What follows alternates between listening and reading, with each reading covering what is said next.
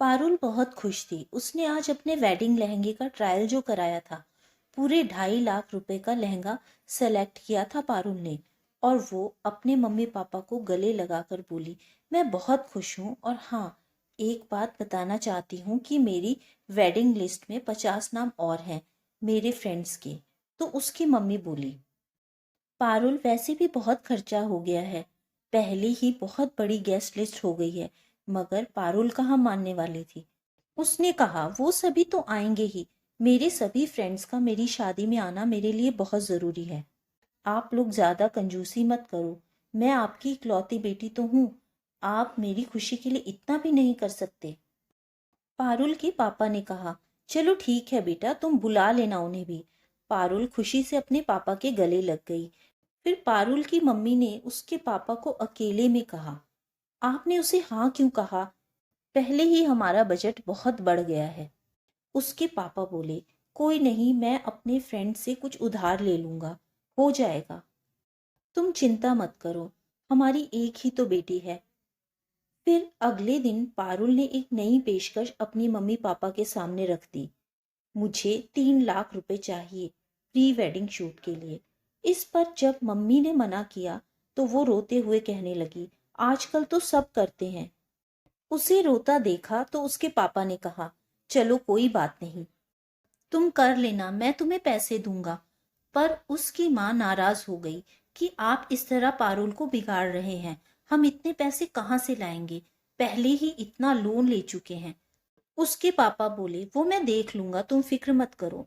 अगले दिन पारुल का वेडिंग शूट था। वो उसके लिए तैयार हो रही थी। उसका मंगेतर घर के बाहर उसका वेट कर रहा था। दोनों को एक साथ शूट पर जाना था, पर पारुल को आने में देर हो रही थी तो पारुल का मंगेतर ईशान घर में आ गया। तभी पारुल के मम्मी पापा आपस में पैसों की बात कर रहे थे और अपने दोस्त से पैसे उधार मांगने की बात कर रहे थे, जो कि ईशान ने सुन ली। वो सब समझ गया और पारुल से बात करने उसके कमरे में चला गया। ईशान ने पारुल से कहा, क्या तुम्हें नहीं लगता कि तुम अपनी शादी पर बेफजूल खर्च कर रही हो? तुम्हें नहीं लगता 2.5 लाख का लहंगा और 3 लाख का वेडिंग शूट, इतने सारे गेस्ट, क्या तुम अपनी शादी के बाद अपने मम्मी पापा को उधार का जीवन देना चाहोगी? तुम लोगों के लिए इतना दिखावा कर ही क्यों रही हो?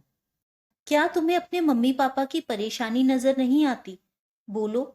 शायद ये बात पारुल के दिल पर लग गई और उसे अपनी गलती समझने में देर ना लगी। वो तुरंत ही अपने मम्मी पापा के पास गई और बोली कि मम्मी पापा, मुझे कुछ नहीं चाहिए, अब मुझे बस एक सिंपल सी शादी करनी है। मैं नहीं चाहती कि मेरे दिखावे की खातिर आप किसी भी तरह के कर्ज में डूब जाएं। मेरे पास दुनिया के सबसे अच्छे मम्मी पापा और उससे भी अच्छा मेरा होने वाला पति है, जिसने मेरे दिमाग में ये बात डाली और गलती करने से रोका। उसके अलावा मुझे कुछ भी नहीं चाहिए। हम दोनों को बस आपका आशीर्वाद चाहिए।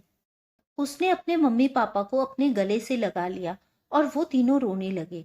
ईशान दूर खड़ा मुस्कुरा रहा था। तो दोस्तों, उम्मीद है आपको आज की ये कहानी पसंद आई होगी। कहानी पसंद आई हो तो वीडियो को लाइक करें, चैनल को सब्सक्राइब करें, ताकि आने वाली कहानियां आप तक पहुंचती रहें। Thank you friends.